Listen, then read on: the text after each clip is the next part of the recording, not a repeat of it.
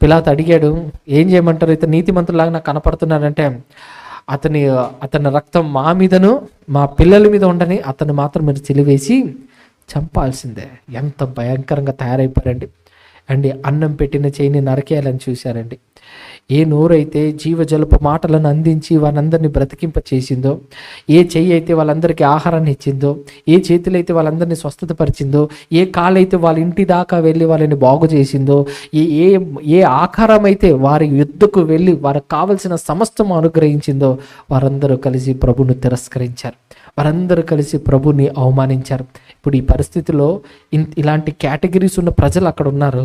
ఇలాంటి కేటగిరీస్ ఉన్న ప్రజలు అక్కడ ఉంటే యేసుక్రీస్తు వారు శిలువ మీద ఉండి అన్న మాట ఏంటంటే, ఆయన మనుషులతో అక్కడ ఉన్న వాళ్ళతో ఎవరితో మాట్లాడలేదండి.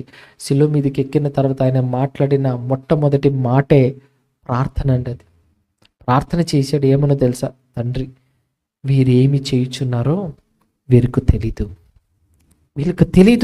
వీళ్ళు ఏం చేస్తున్నారో వీరికి తెలీదు. అంటే నిజంగా తెలియకనే చేస్తున్నారా?